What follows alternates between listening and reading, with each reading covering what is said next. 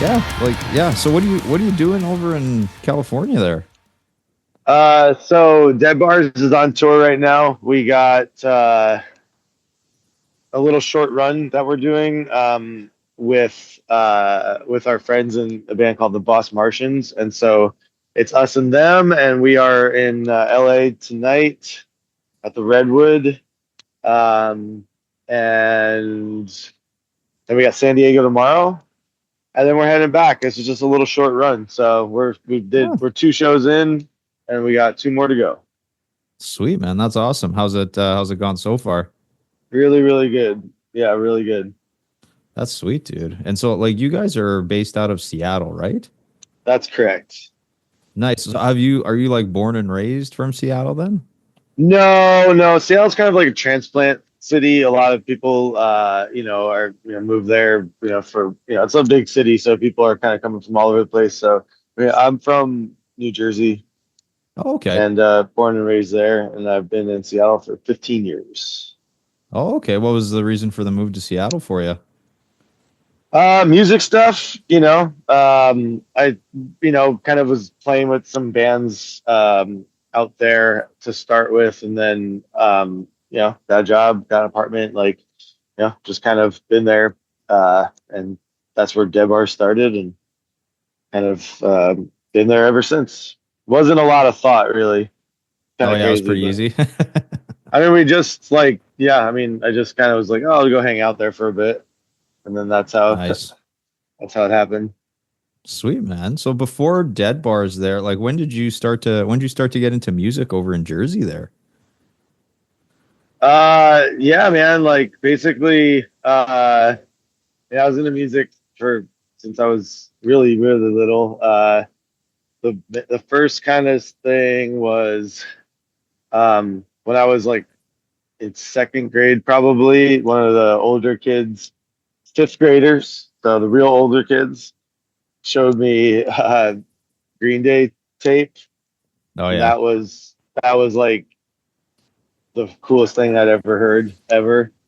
And then also like Cypress Hill was also the first.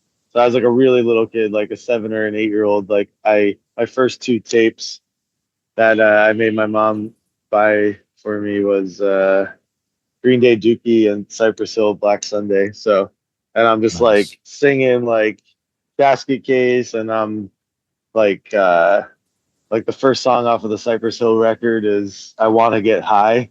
So I was just like jumping up and down on the trampoline, being like, I want to get high, so it's really pretty crazy thing. But that was like the first kind of music that I was into. So it was like really, really raw punk and like really raw hip hop. And then like, then things like that started getting super popular, so it's like Blink-182 was out, and like Warp Tour was happening, and there was like Yeah. lots of things. Just So whatever was like kind of like getting popular as I was growing up, like I was checking that stuff out, and then the popular stuff, then you'd like kind of go and then dig a little bit deeper, and then you kind of find the more like you know a little bit more underground from that, and that's what I was doing. From literally elementary school, middle school, and then in middle school, I kind of started going to like local shows and seeing like bands, kids that were in high school play, and so I was really into that. Like going to like shows were happening like pretty close to my house, so I was able to like either walk there or get a ride.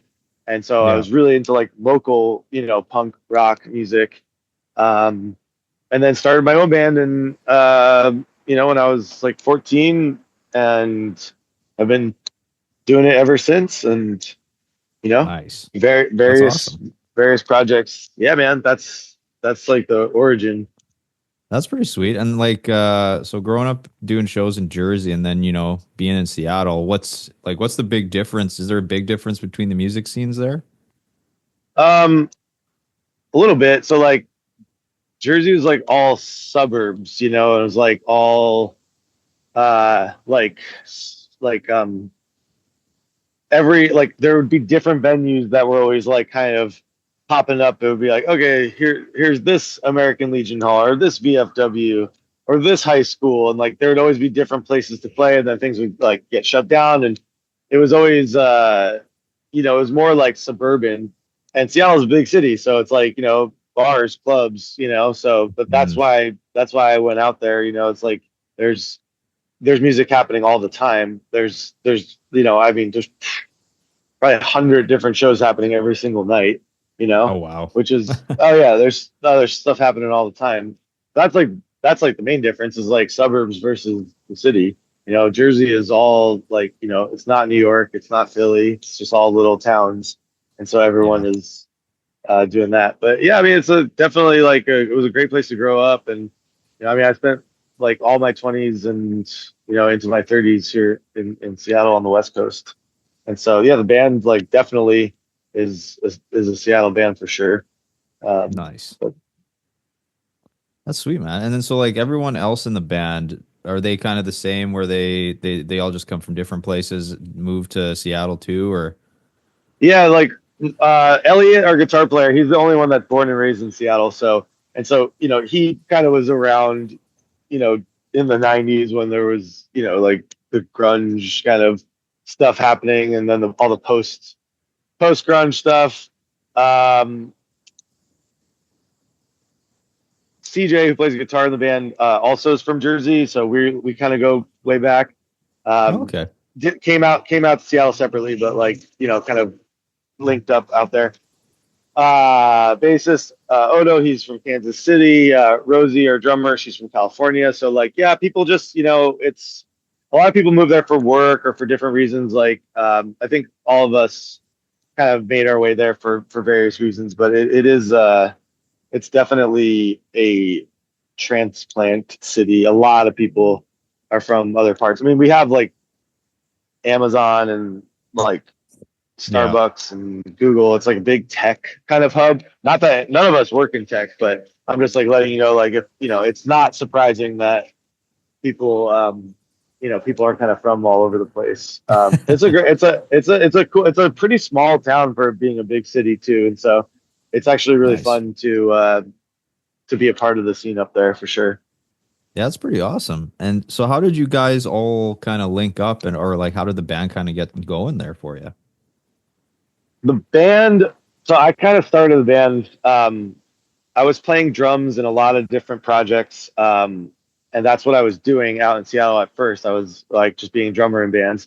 I just was not feeling satisfied. I wasn't feel like I was playing the right type of music. I wasn't feel like I have the right kind of voice, or that I wasn't able to kind of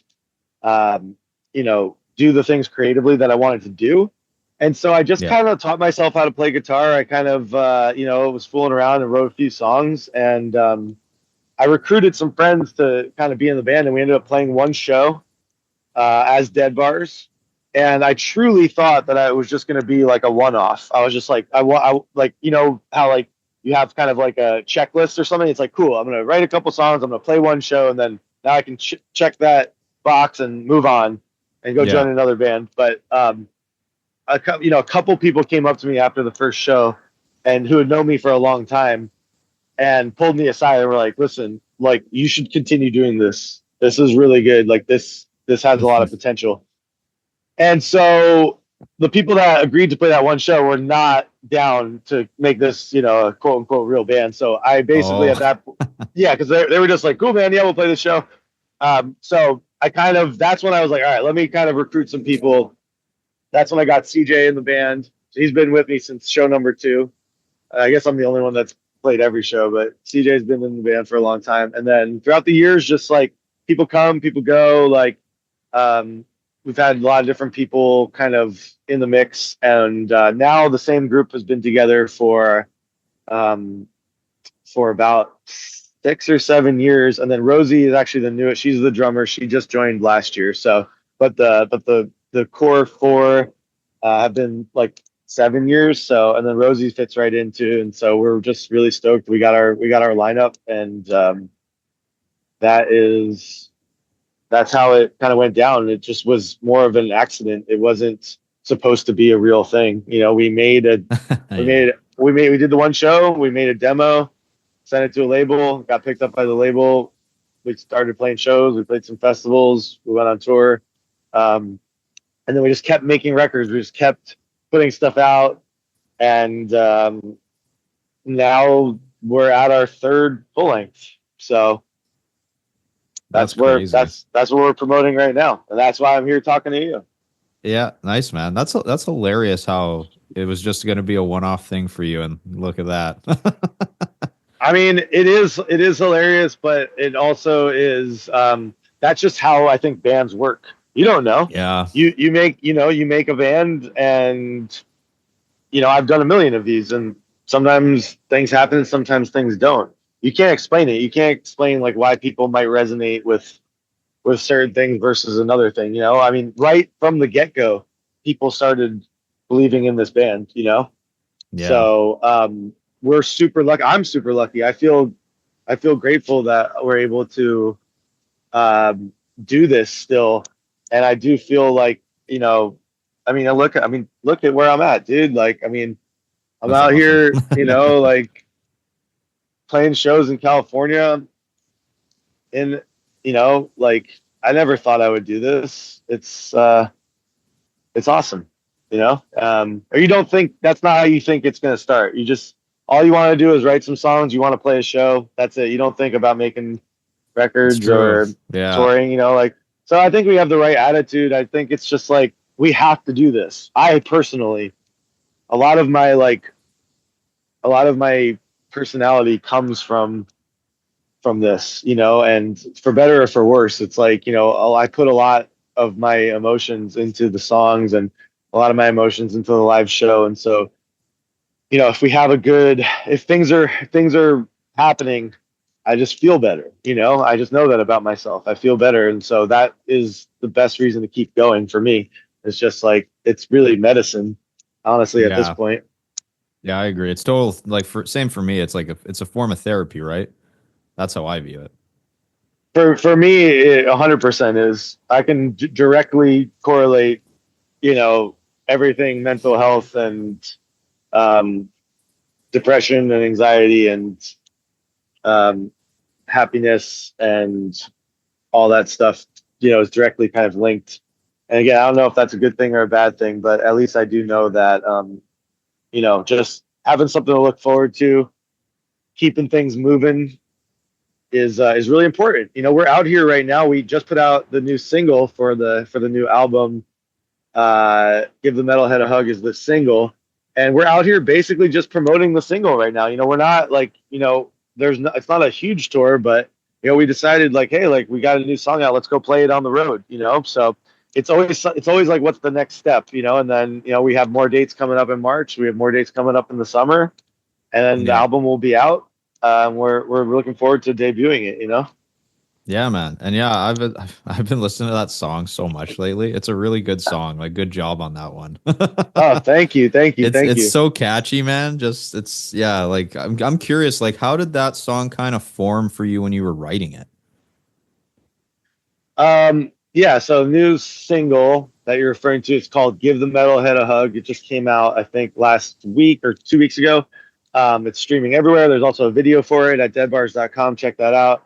And that's on YouTube as well. The It came about because for a couple of different reasons. I started working at like a metal, heavy metal kind of bar, and I was like the punk guy. I was like more of the punk rock guy, like hanging out at this kind of metal place, and they welcomed me in. Everyone there was super.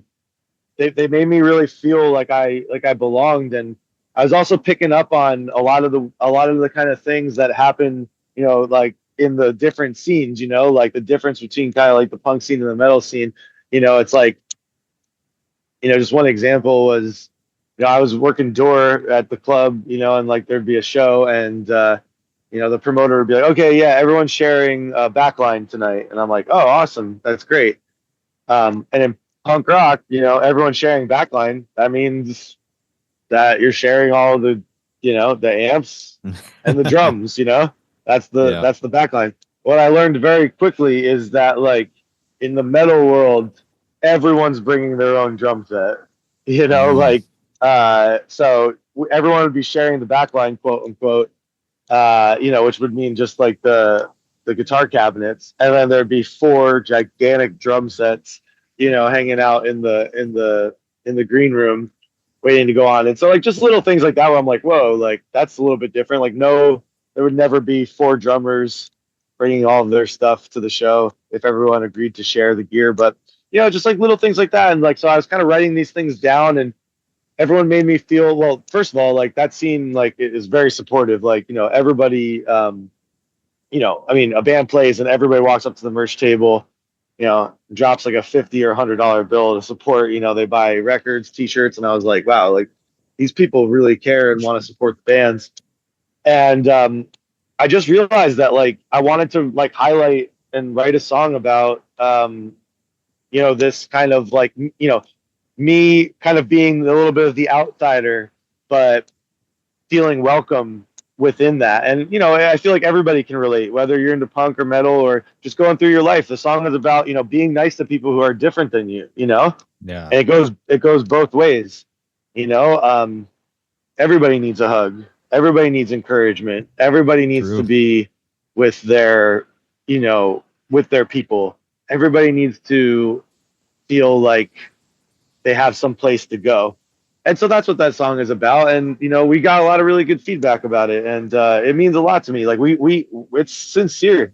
It might be a little bit funny, like, but it's a totally sincere song. I love everybody, man. Like, and everyone has been really, really cool. And the song has been picking up steam, and I've just been really happy about it. That's awesome. Yeah, like you said, like it's a real sincere song. It's interesting because I feel like it's been a while since I've heard a song that's sincere like that. You know what I mean? It's usually the generic topics of like heartbreak or, going through some dark stuff. So it's fun to hear a song like that that's just, give me a hug, give you a hug. Like it's awesome. Absolutely, man. Thank you. I Yeah. appreciate that. And, I just, you know, uh, send it to people. If you like it, send it to some folks. Like if you're listening, like check it out and send it to your friend. I feel like a lot of people like wrote me messages when it came out. Were just like, "Hey, I needed this. Like, thank you so much." And Yeah. that's the greatest compliment in the world.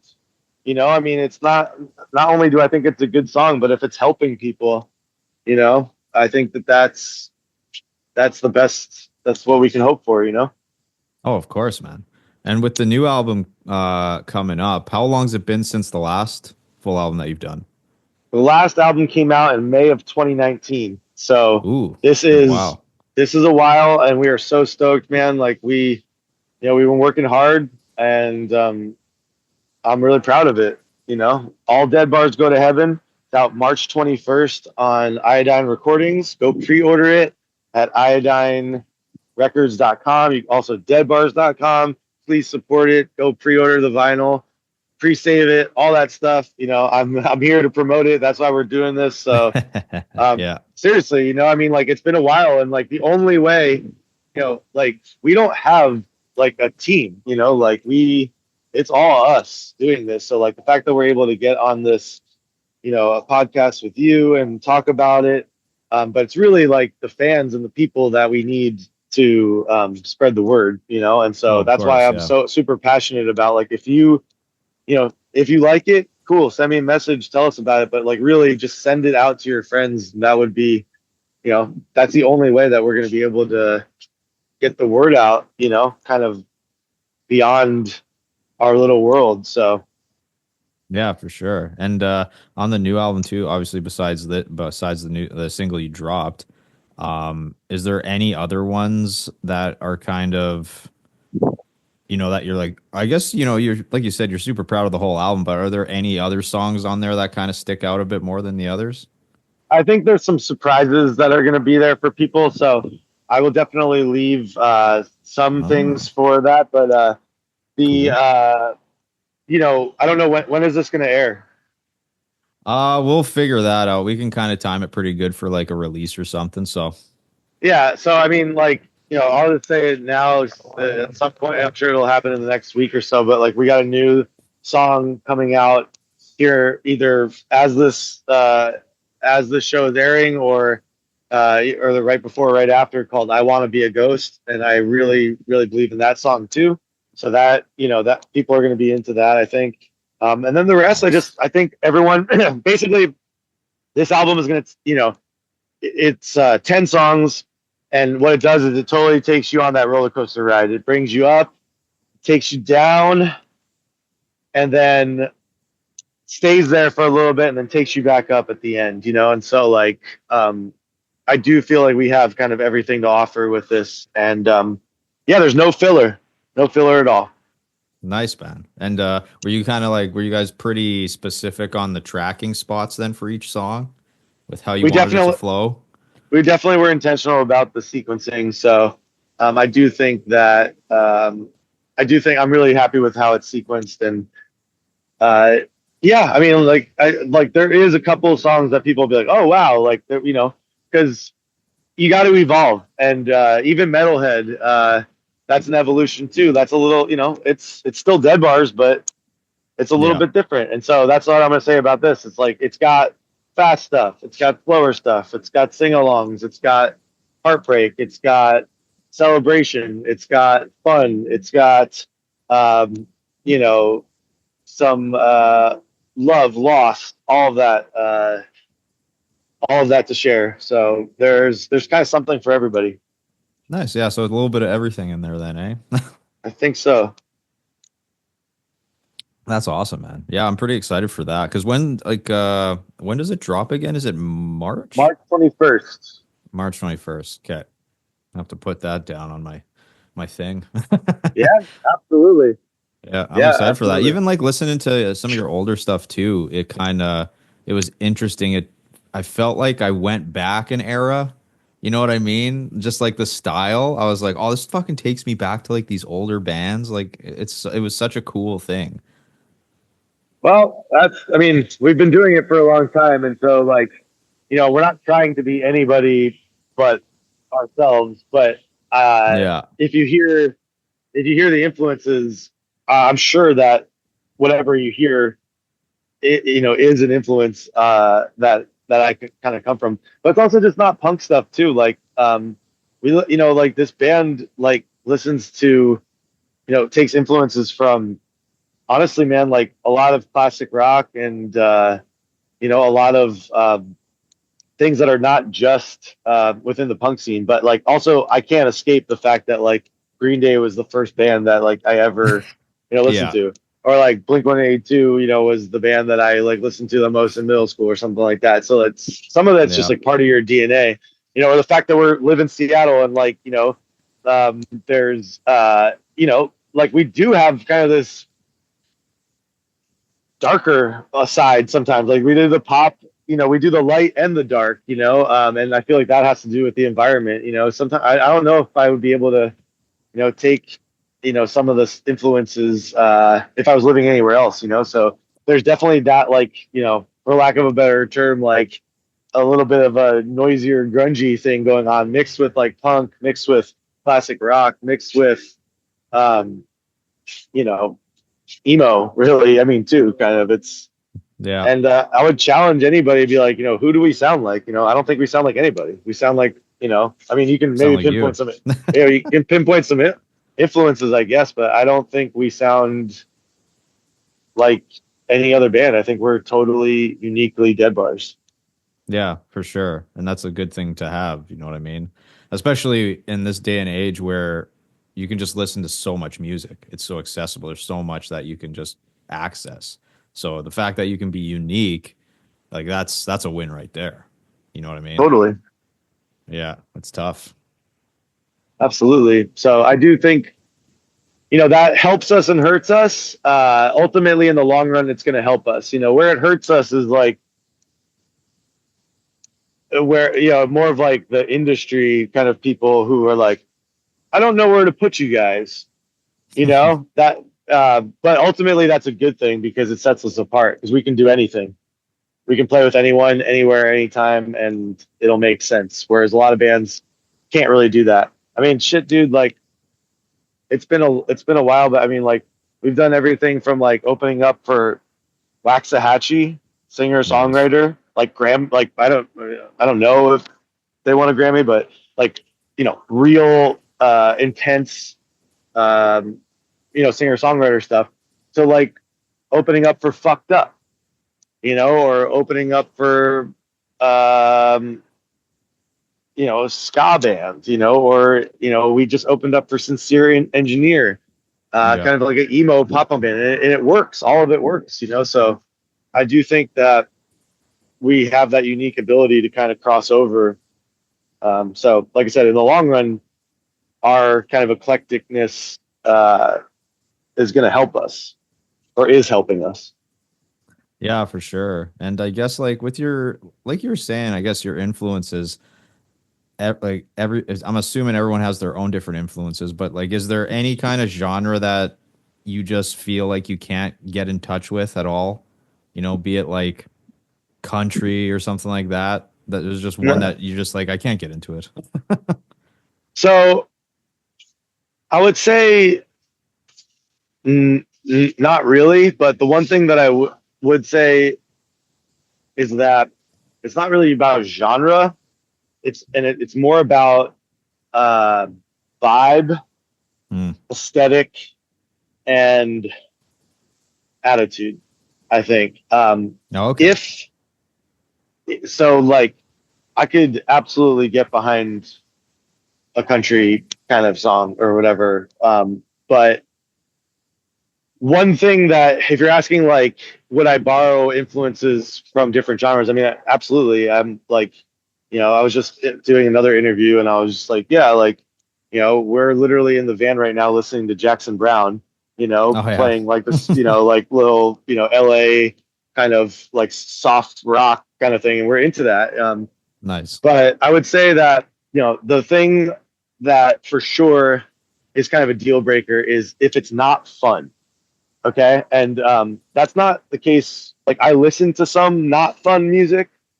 Yeah. But in terms of like, if I were making, if we, when we're writing songs, like this is a fun band, this is a high energy, um, emotional experience where if you come to the show, you're going to laugh, you're going to cry, you're going to jump up and down, you're going to throw your beer up in the air. And, what I can't really get down with is like downer kind of like live show or kind of music, So that's what I Gotcha. would say is it's not really about necessarily the genre, but it's like if it's if it's bringing people down, then we're probably not going to be able to play with y'all, But like anything else, uh, any genre, we're here for it. Let's go. Nice, man. No, that's a good way to put it for sure.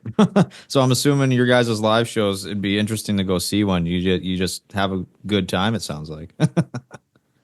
I mean, like the one quote that was uh, from Kerrang magazine, so a pretty big like British publication, was like, "These are emotional sing-along anthems, perfect for shouting along with your best friends after you've had a beer or five."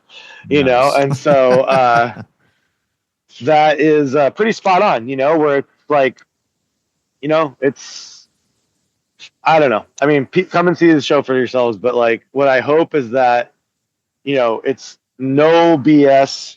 It's just one song after another, and hopefully you can come and just kind of like get away from whatever's going on in your life for that moment. You can just spend with Dead Bars, jump up and down, sing along, get a little bit twisted, wake up, go to work the next day, go on with your life, But at least we provided something, an outlet for you for that night. Yeah, for sure. And then I guess before you guys play a show too, do you kind of have any rituals for like getting pumped up for the show or anything like that? Or you guys different every time? um,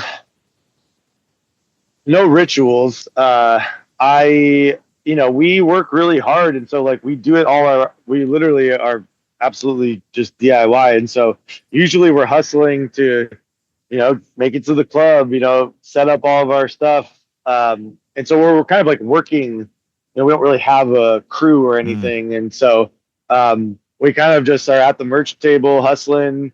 I mean, like everyone likes to, drink a beer, smoke a cig, yeah. and then get up there and rip it, sometimes if we have like a backstage kind of thing, sometimes we like to like maybe put on like a little bit of intro music or something. If like if it's a situation where we're actually like walking on stage, we do like that. We kind of like putting on a show, our own version of a rock Yeah. show. But if it's just a bar show, we're in it with you. We are you. We're here together. It's like there's no barrier between fan and band. It's like so we just kind of get up there and rip it. Yeah, for sure, man. And out of curiosity too, the venues you've played, kind of, I guess you've probably played a few in Seattle. What are some of like would you say your favorites that you've played so far? Yeah, that's a good question. So Seattle venues, I mean, like we've done the legendary ones. So we've played the Showbox one time. We've played Crocodile uh, once or twice. Those are like the big ones that are kind of like, that's like a big deal to play those. And luckily Yeah. we've done that. And it was fun. The spots we like to play, I mean, like we really like this spot called the Sunset. They treat us really well. It's like perfect size for us. It's got great sound. We play the Sunset a lot. Obviously, if you're in Seattle, like the Kraken is like the go-to kind of punk rock kind of oasis, and so you got to give it up to the Kraken because they're still going, and so we do like supporting them. It's also Mm. the Belltown Yacht Club with our friends, the Screwdriver Bar. It's attached there in Belltown. That's a really good club. So if we're headlining, we'll kind of stick to those like kind of smaller places. And then if we get the opportunity, oh El Corazon, like we've played there a handful of times. Oh, okay, yeah. Um, Me and my wife were actually there before. okay, right on. Yeah, Yeah, it's cool. so we played there a couple times, and that's cool. Like if we're supporting a band, you know, um, we'll go. We'll probably do it there. But other than that, I mean, it's like I said, it's a huge city, a huge music city. So there's always something going on. But for us, like we just have our world and we do our own thing. And when we're on the road, it's really, I mean, it it depends. I mean, most of the time it's small bars. Yeah. Sometimes it's medium-sized clubs. If we're really lucky, we'll be playing a show with, either a great kind of like local band or we'll be on tour with a bigger band. And, we played a lot of bigger rooms throughout the country as well, so we kind of do it all. Nice, man. And have you noticed, because I know like going from different bars, different venues and stuff, have you had like quite a mix of like the sound, like be it a sound guy or just the sound setup at a show where it's like, man, this is great. And then some it's just like, oh, this like the sound was not that good at all. Yeah, I mean, definitely. Do you find it's more so the venue, or would you say kind of like depending on who's working that night? It can be a couple different things, but I would say that like the one thing. So after like there was a time where we were like maybe we should never play on a stage ever again. Oh, We're like really? maybe we're just a floor band. I'm saying there was a time because we weren't comfortable up there, and Mm, over the years you get more comfortable and you understand, a little bit how monitors work and stuff. And now, really, to be honest, if the sound is bad, it's a lot of times it can be the band's fault because you should be able to know what to ask for, and we do now. And so like we haven't really had any issues because we kind of take our time and make sure that things are dialed in before we kind of get started. So I would say if nice. I was giving advice to people, it's like embrace your monitor mix and be nice, to your sound guy. If you can tip your sound Hmm. person at the end of the night, I mean, it's not always possible. So if you have a really good night, maybe give them a tip. Yeah, for sure. Um, but Yeah, I would say it really is hit or miss. Like most of the time, it's not really the club's fault. Sometimes it is. Sometimes it's just unavoidable. But Yeah. that is rolling the dice on tour, man. Man. Yeah, that's true. And I guess one question too, out of curiosity, kind of rolling off that, do you have any like memorable shows, like be it a show that was just crazy, was really awesome, or like, something funny that happened or something that went wrong? um. Oh man, putting me on the spot. So the question was something that went wrong at a Wrong, show. something funny. Yeah, just something that's like memorable from like a show you've played or anything like that. That's just like a good story. Um, like the one that comes to mind right now is we were on a tour and we were on our way kind of back home and we're kind of like slugging it out and just kind of playing some towns just to kind of get back to Seattle and we're playing Fort Collins, Colorado, and we'd never been there before and we're on our way from like Kansas City. It's like a long 12-hour drive, like huge long drive. And we're going from Missouri to freaking Colorado, so it's pretty far. And I text the promoter, and I knew that um, I was basically saying, "Hey, we're on our way," and I kind of jokingly said, "Hey, if Bill Stevenson, is around, you should tell him to come to the show."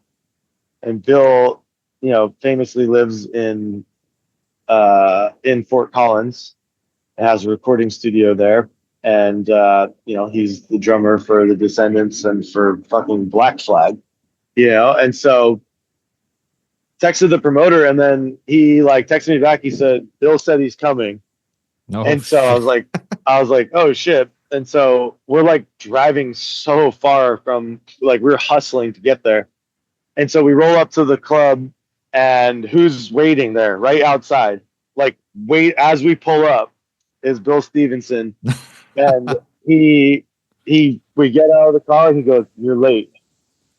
And we're like, dude, we drove from Kansas City. And he's just like, load in was, 30 minutes ago. And so he goes to the back of our van, opens up our van and starts loading in drums or loading in all of our gear. He starts grabbing stuff and like bringing it into the venue. And, you know, we kind of like, I'm like, what the hell is going on? And then we kind of load in, and then after loading, we had a little bit of time. And he goes, "Do you want to go check out the recording studio?" And we're like, "Yeah." And so he's like, I'm gonna roll with you guys." So he gets in the Oh front seat. jeez. Yeah, so he gets in the front seat, and he's like, "I'll direct you." And so we're driving, and it's like silent for like a minute or two, and he goes, "So I listened to all of your records."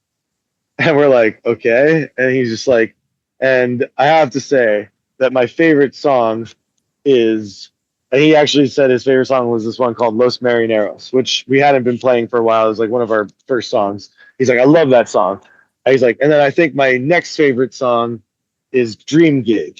He's like, I love that. He's like, I love that song, man. And I was like, just kind of shocked. I was like, this guy is like one of the best drummers probably ever, punk rock legend. Yeah. We invited him to the show. He comes to the show, gets there early, helps us load gear, takes us to his recording studio, and then tells us they listened to all of our records before he came to the show. Long story short, we toured the studio. We talked to him for a while. He was extremely gracious. He showed us like all of, he's like, these are the Black Flag drums. He shows us all, he's like a, gold record on the wall from like recording Rise Against and like, maybe even a platinum record. It's like, he's a serious producer, Yeah.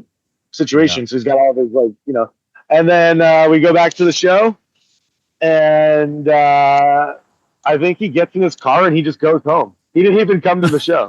So there you go, man. That's Just hung out with him, man. That's awesome. that's like he said like but what was one of the crazy stories? That was one of the crazier ones, just because it was so weird and it was so unexpected, and Oh, then totally. the fact that like he didn't even like watch us was like even better, you know? Yeah, true enough. That's pretty awesome. He's just waiting there for you. Yeah, totally. The fact that he So was unloading your stuff too. yeah, absolutely. Oh, that's gold, man. Yeah, it was just like S- you're late. Yeah. You're like, oh, I'm sorry. Yeah, Oh, totally. that's great. That's sweet, man. Well, and so where are you playing tonight? What venue? We're at the Redwood Bar in LA tonight, downtown LA. Nice, And man. So how many more shows do you have to go on this little mini run? three shows left. Nice. Two, and then we're gonna head back up to Vancouver in next week, and finish the leg up there in the Northwest. But we're still with the band, the Boss Martians, doing this. They're amazing, kind of rock and roll surf band, and we're kind of like I said, like shit, man. Like we're on tour with a surf band right now. Like we can do anything, Yeah. Yeah, Like for sure. it's because want to know why? Because they're fun, you know. Yeah. That's it. Yeah, So that's what it's all about, man. that's what we're up to. I we're just out here promoting the new songs, new record. Give the Metalhead a hug. New single out. All Dead Bars Go to Heaven. New album out March 21st. And we're just like so honestly, like we're just so grateful that people are like re-engaging with the band again. It's been like you asked, how long it's been, like 5 years since the last album. We've been consistently putting out material, but like new album, man, it's like creates some new energy, and people are really giving us some good stuff back. So I'm hoping it continues. I hope people are listening to your podcast or reach out to us. Please go to deadbars.com. We got a mailing list. If you can sign up for the mailing list, that's the best way to kind of keep in touch with us. We're on all the socials at Dead Bars. So all that stuff would just be a huge help, and just share the song, let people know what's going on. Yeah, of course, man. Yeah, no, I was gonna say, yeah, feel free to plug all your stuff, and you know what, you're on the ball here. Hey man, we're professional. We're a professional band, like doing the There you thing. go. We're out here. Why else are we here, right? Yeah, for sure. Yeah, anyone watching this, listen to this, make sure you check out the band, and I guess keep, like you said, go to your website, see when they're coming to, if they're coming near you to a town or city, definitely go check it out. It's gonna be fun times Oh from our yeah, everything. conversation. Absolutely. No, this has been great. Actually, I actually really appreciate the just where it went. Just it was really fun to just kind of talk about the journey and what we've been up to, and yeah, all the tour dates and stuff. Everything is should be updated at deadbars.com. If it's not, check like Instagram or something like that. But that's yeah, that's what's up, man. And I'm here in sunny sunny Manhattan Beach, Beautiful. California. So Look at that. it's That's been awesome. awesome. Yeah. Sweet, man. Well, again, I appreciate you doing the podcast, buddy. I'm excited when we drop this one and for the new album coming out. So everyone, make sure you're following Dead Bars and keep on that one. So, and make sure you share that stuff. So Thank you, perfect. homie. No worries, buddy. Peace. You have a good one. Enjoy Uh, the sun, man. Thank you. You too. Thanks so much. Thanks, bud.